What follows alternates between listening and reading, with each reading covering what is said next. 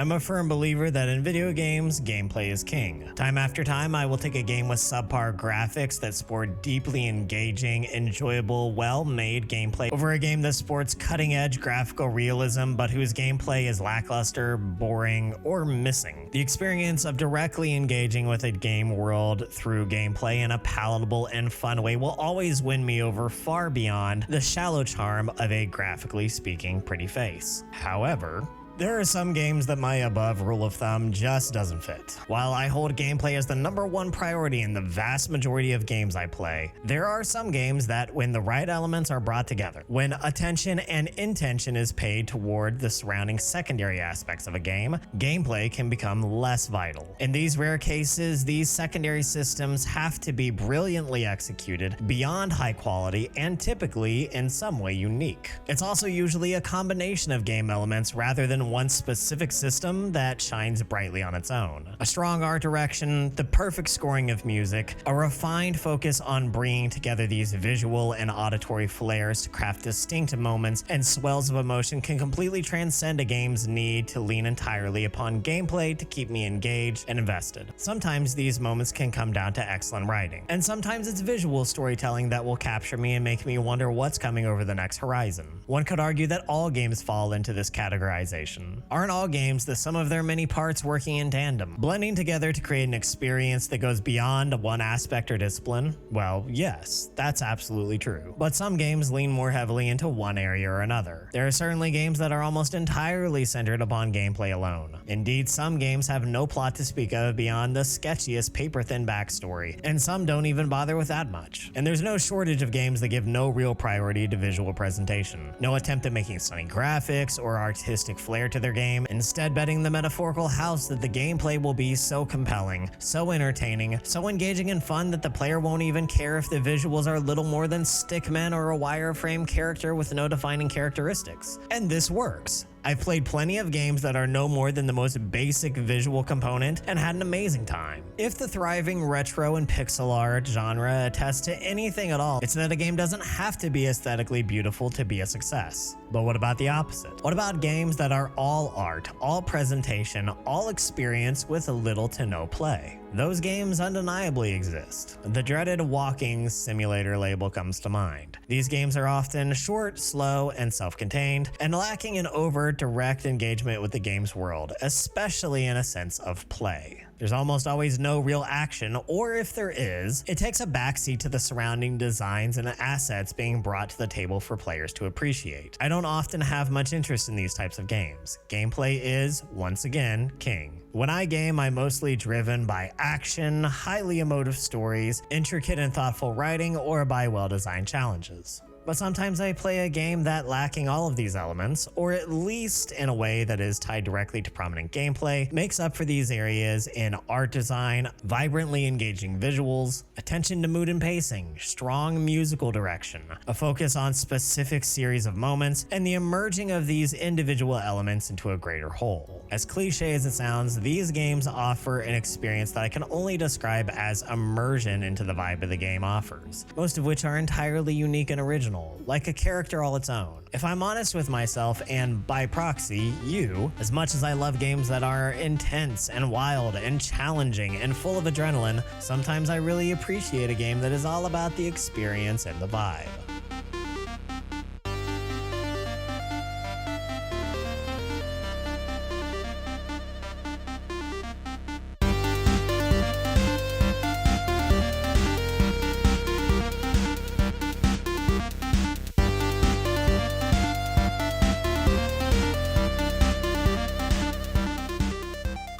When it comes to playing a game for the vibe, the mood, the experience, the aesthetic, whatever you want to pinpoint it as, that can come in a lot of different forms. I think when most people talk about these kind of games, they're thinking about games that are more slow-paced, relaxed, or even tranquil. Mostly games that have a meditative experience or tend to put players in a kind of chilled out headspace. And this can certainly be true, and I'd even say that many games that I think of as playing strictly for the vibes fall into this category. But it isn't always. Games that put the prioritization on the atmosphere and ambiance of the game, games that push the mood and experience of the game over the gameplay, can take all kinds of forms and flavors. From somber and subdued to bombastically vibrant artistic expression, and even sometimes games that are full of tension, dread, and outright horror elements. The degree to which gameplay is involved and the quality of said gameplay in these games can widely vary. Playing for the vibe of a game rather than the gameplay is less about there being no gameplay involved at all. Rather, the visuals, music, story, characters, and other non-gameplay factors are taking a stronger role in my experience of a game than the gameplay itself. These components may mesh well with the gameplay to make a stronger overall game experience. But again, that's not really the point. When I play a game for the vibe,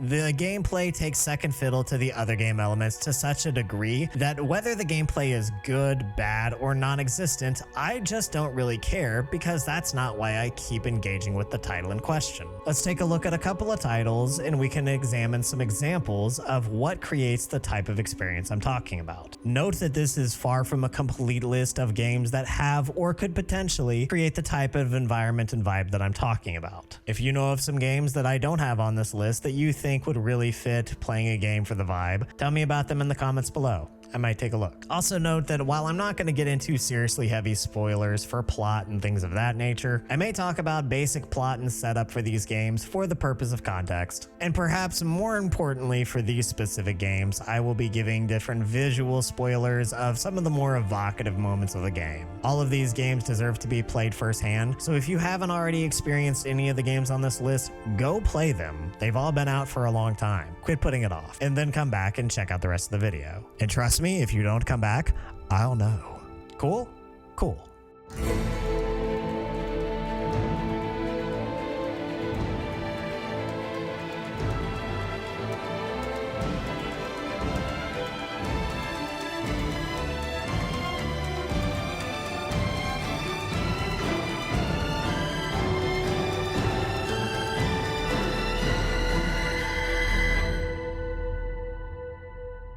Released in 2012 by developer That Game Company, Journey is widely known and recognized for its clean, striking visuals, powerfully moving soundtrack, non-linear environmental storytelling, simple but effective gameplay, and unparalleled scarf length. Journey was one of the first major games to gain traction during the first swell of indie games coming out of the early 2010s, though it was co-developed by Santa Monica Studio and published by Sony Computer Entertainment, so even if it did qualify as an indie game, it certainly didn't hurt for resources. Still, Journey's success on the PlayStation 3 and later PlayStation 4 was doubtlessly responsible for the embracing of indie and small dev studios in the days to come, and paved the way for some of gaming's greatest releases down the line. Journey follows the, well, journey of a wandering figure wrapped in robes and sporting a highly fashionable red scarf, which functions as something of a health meter / power bar throughout the game. It's a little difficult to explain, and it's not really important. Just go with it. Scarves are cool, or at least Journey certainly seems to think so. There's no dialogue in Journey, written or spoken, so what very limited plot there is entirely told through murals, visions, and moment-to-moment environmental storytelling. Journey leans on its vividly colored visuals, its excellent lighting, and its artistic design working in tandem with the soundtrack, and how perfectly it swells and takes a presence through the key moments of the game to draw the player into the feeling of the moment, the thrill of movement, and the discovery of lands long unseen unfolding before you and your wanderer as you race further and further along slopes and soaring winds and fantastic sights on your way to the highest peak in the land.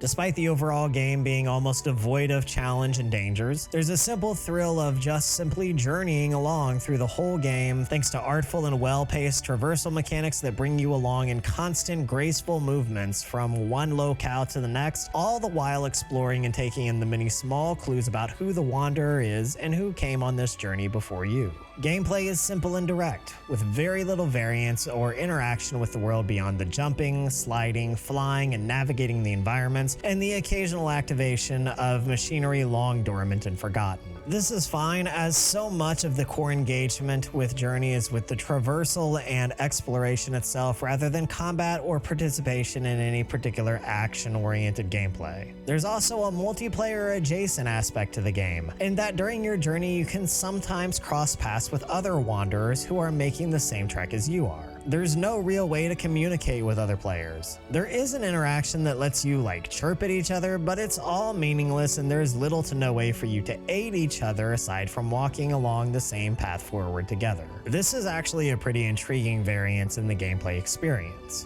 Journey, when played alone, evokes a distinctly bittersweet feeling of loneliness and solitude.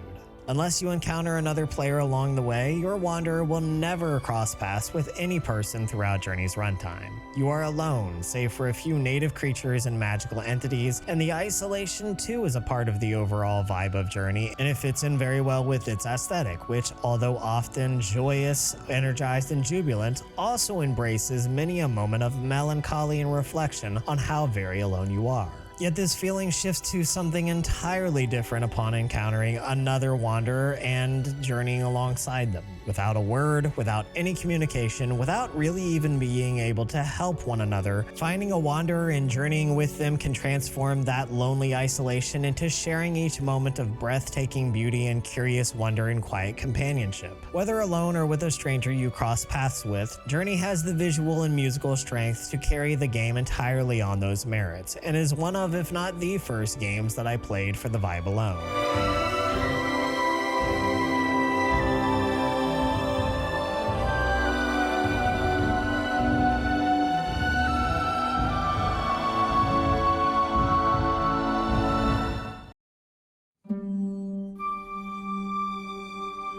Fitting then that Giant Squid was founded by the lead art developer for Journey's dev team, Matt Knopf. Along with the talented team he assembled, Matt was the creator, director, lead art director, and art director for the next game on our list, Abzu.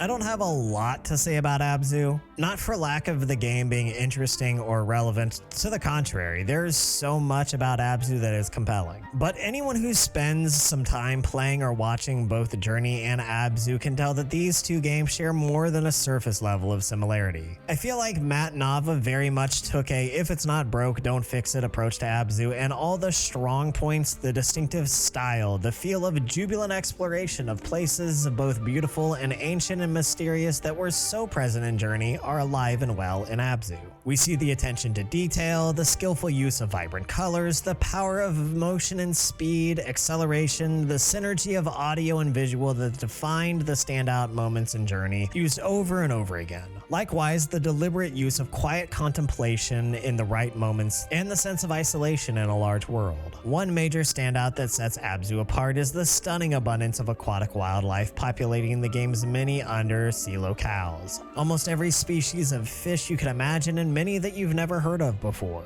Oh yeah, Abzu is set underwater. I mentioned that, right?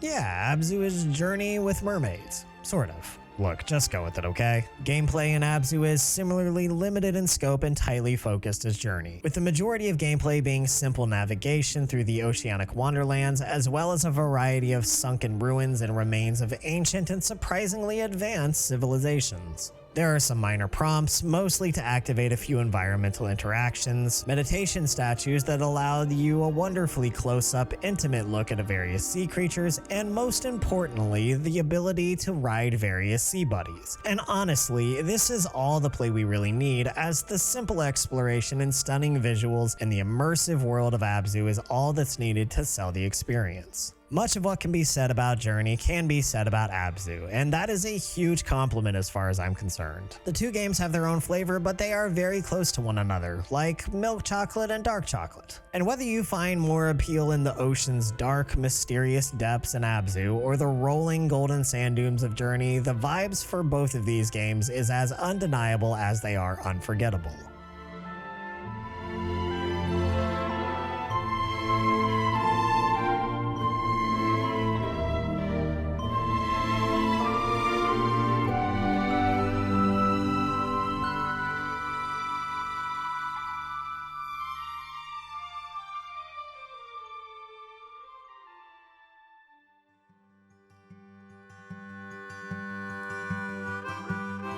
See a blonde-haired boy, he be playing in the field.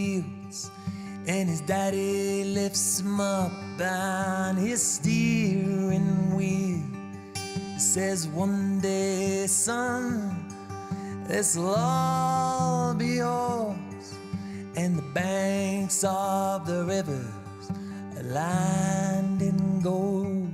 Wait. This is all wrong. Made in 2021 by dev studio Beethoven and Dinosaur and released by Annapurna. Annapurna? Why am I talking about dog food? Annapurna, I'm sorry. These are the opening scenes where we're introduced to Francis, a young musician who's the nephew of a famous and much beloved folk singer. We explore his small Colorado hometown where much expectation rests upon his young daydreamer shoulders, as everyone who he has ever known expects him to follow in his talented uncle's folk singer footsteps. And with all this gorgeous art style, compelling writing, and twangy rhythmic guitar work, this is all just set up for Francis's later character arc. The real game is a little more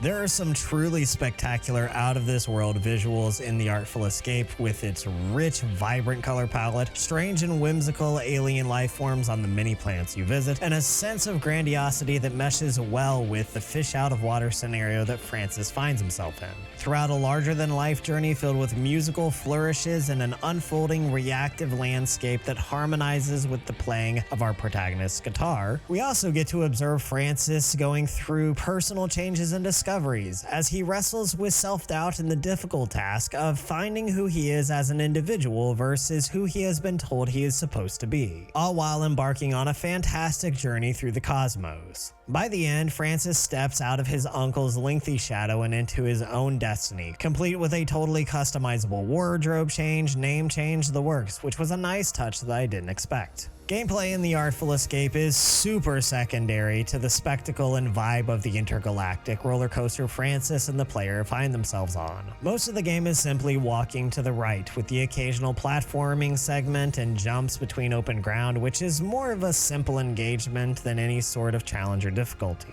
Players can play their guitar, which brings the landscape to life around you with blossoming plants and alien life forms taking on a psychedelic display to the beat of the music. This is a real spectacle to look at, but in terms of gameplay, it's just holding down the square button and little else. There's giant slides to skid down and double jumps aplenty, and most stages have a distinctly downhill quality that generates a lot of momentum and a sense of movement that complements the changing background and visual grandeur of it all. But ultimately, in terms of actual interactivity, it's minimal.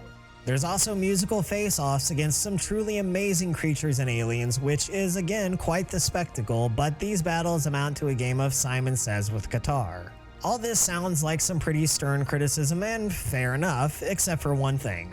I don't play the Artful Escape for the gameplay, I play it for the absolute bonanza vibes and creativity on display. For the fantastic world design and the relatable story of a young person struggling to come into their own. And to unleash my inner rock god, and man, why couldn't I have learned to play guitar when I was a kid? I could have been cool. The vibe for the Artful Escape is impeccable, one of high energy and wonder, where every new leg of Francis's journey holds new strange beauty and spectacles of music, movement, and a majestic alien world. And I worked really hard to bring together 3 M-words that fit the elements I found most compelling about this game, so I just like that acknowledged in the comments. Please, you have no idea how much my ego is withering these days.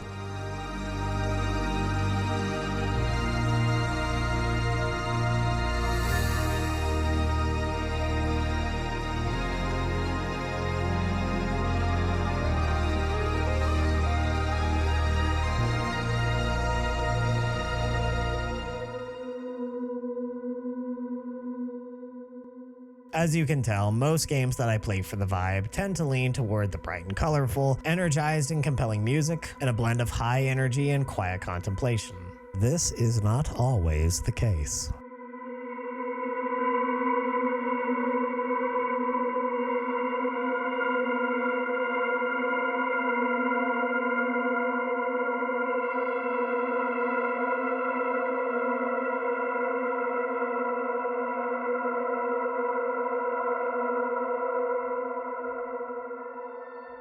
Silt, by developer Spiral Circus Games and publisher Fireshine Games, is a moody, brooding, almost silent experience with a somber black and white monochrome aesthetic and a vividly creepy art direction. Like Abzu, Silt takes place deep under the ocean exploring ancient forgotten ruins. But unlike Abzu's relaxing, tranquil, colorful, and occasionally exciting vibes, Silt is a borderline oppressive experience of creepy, atmospheric visuals where the ocean is a great black void all around you and the ruins are full of strange motifs and statuaries looming from the darkness, a mystery of unfamiliar and not so vaguely threatening beings that seem even more alien and unknowable than the usual deep-sea life forms we find in the oceanic depths. I would hesitate to describe Silt as outright horror, but it's certainly horror adjacent. And the vibe of the game is fraught with tense discomfort as everything you encounter seems unquestionably wrong and other. In the entire game, you cannot shake the feeling that you should not be in these ruins. There's a claustrophobia to the darkness of the ocean and the ancient ruins, as if the weight of the whole vast ocean is pressing in around you, dark and ever-present and inescapably smothering. Silt's gameplay is primarily puzzle-based in the form of taking possession of various sea creatures both familiar and foreign to navigate the environment, clearing obstacles and elements in the ocean blocking the diver you play as from progressing. Different sea creatures have different abilities to clear different objects. These are simple puzzles and easily enough cleared, and aside from this and some maneuvering from minor environmental hazards, there isn't much further to interact with. I'm pretty fine with this, as any major combat or ability to confront the dangerous sea monstrosities you occasionally come across would cut down on the sense of hopelessness and being severely out of your depths that the game effectively builds its tension on.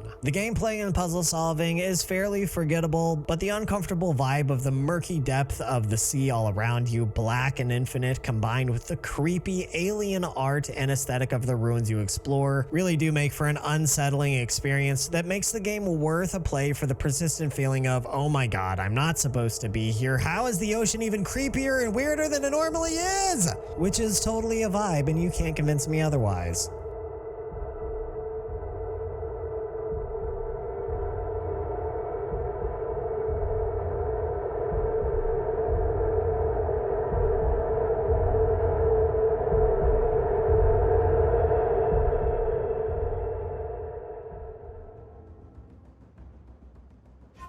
For a vastly different monochromatic game that still tickles the vibe-based experience, look no further than Trek to Yomi. Maybe monochromatic games are just a vibe entirely in and of themselves? I don't know, but it's definitely working here.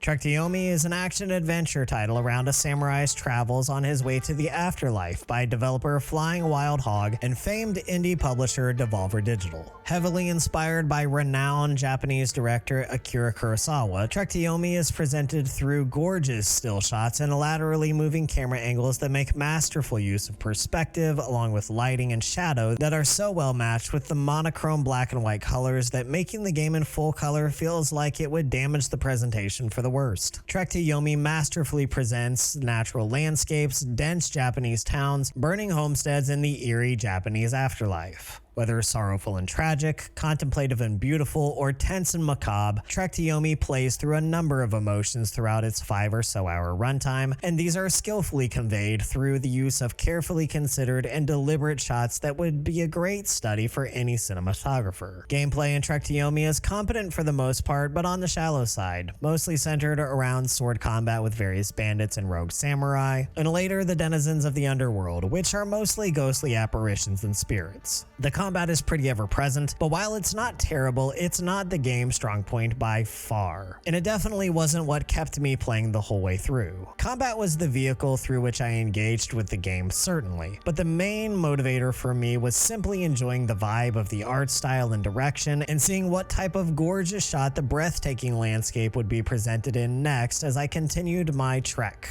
To Yomi. Yeah.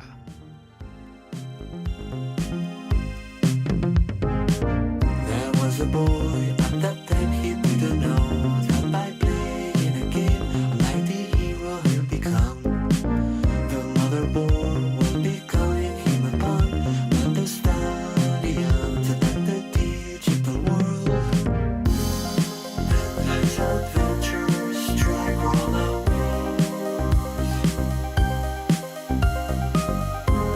scores of the stallions he will become.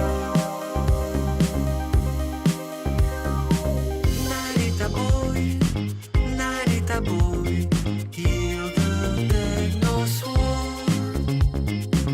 Narita boy, can you feel the force? Narita Boy by Studio Koba, a 7-person dev team and published by Team 17, has pretty much all the elements of most of the entries on this list that make me play for the vibe alone. Creative, original visuals, this time in a retro pixel art style that may be one of the most beautiful uses of modern pixel art I've ever seen. The music is likewise a massive strong point for the game and is so enormously evocative of the mood and emotion, be it the intensity of battles, the tranquility of the natural cyberspace world, or the techno tones of the bustling program-populated cities. The music informs so much of the visuals, which in turn informs so much of the vibe of a game that has no right to be so amazingly well crafted for the first ever game released from such a small dev studio. Beyond all this, however, there is a clear callback to 80s and 90s gaming, anime, nerd, and otaku culture that permeates every moment of Narita Boy's 7-hour runtime. The game feels like a deliberate homage to a time period itself, to the entire experience of 80s gaming and technopop, D&D and Tron, old MUDs and text-based computer games. Added to the ever-present 80s vibe, the breathtaking pixel art, and the soundtrack that I legitimately have listened to outside of the game on multiple occasions is an unexpected exploration of Shintoism and spiritual beliefs, and most surprisingly of all, a touching, well-written, and thoughtful exploration of trauma, loss, and the tolls these things take upon a person. As if all this wasn't enough, the writing shines through the dense lore of technobabble and pseudo-computer linguistics that are so pervasive and convoluted it would be ridiculous, except that's exactly the point. It's meant to be outlandish and campy and over the top. And it would be horribly confusing and annoying if Studio Koba hadn't stuck to this bit with such dedication. Gameplay-wise, Narita Boy is the most solid and well executed on this list. It's a hack-and-slash action game with some minor platforming elements, but taking your trichroma techno sword to the malignant programs threatening the digital kingdom is the bulk of the gameplay. Combat is competent, with a decent variety of enemy types and several epic boss battles to enjoy, and a number of unlockable skills and attacks that you progressively get access to, most of which are designed to work against specific enemy type weaknesses. Narita Boy's gameplay is perfectly adequate, if not exceptional, but even then I would have to say it qualifies as a game that I play for the vibe over the gameplay. Between the fantastic music running through nearly every moment of the game and the staggeringly well done pixel art, the retro techno aesthetic so perfectly executed, and a well crafted, surprisingly human plot brought to life with top-notch writing, all the elements that come together for the vibe, the feel, the spirit of the game are all so much more important than the immediate gameplay. Where I struggle to bring back memories of Narita Boy's combat and the feel of its gameplay, I have found myself often recalling the feel of its immersive techno world, the breathtaking vistas and stylishly sleek sights of the digital kingdom, and the soul of its synth rhythms. There's no vibe quite like it. Gameplay is king, and nothing about this video changes that. 9 times out of 10 I will side with gameplay over anything else in a game. The exceptions often seem to me to come from games that are intentional about their strong focus lying outside of the gameplay itself and rather in the other areas composing the experience of the game. These games craft an atmosphere and a feel to the world itself through visuals, excellent scoring, and strong storytelling that compel the player to move beyond the immediate demand of gameplay. I'll always be excited and passionate about a game that plays well and engages me with quality gameplay. But sometimes, just sometimes, I'm happy to let the game take the reins and get lost in the vibe. The red people have gone crazy. They attack the digital world. What we need is a hero to protect motherboard. Saving the world, Narita Boy. Save for checking out my video. If you're interested in hearing more about my thoughts on games, check out my full review on Trek to Yomi. Or you can check out my video discussing the strengths and weaknesses of the Surge games. If you have any games you like to play for the vibe that you think fit into this category we discussed above, leave a comment and let me know about them. If you enjoyed this video and would like to watch more game-related reviews, essays, shorts, live streams, and other discussions, subscribe to my channel and make the bell do bell things. Big thank you to my Patreons, you guys rock. Thank you for taking a chance on a bearded man on the internet who loves coffee and video games way too much. If you enjoy my work, consider joining these rock stars on Patreon. Until next time, stay salty, nerds.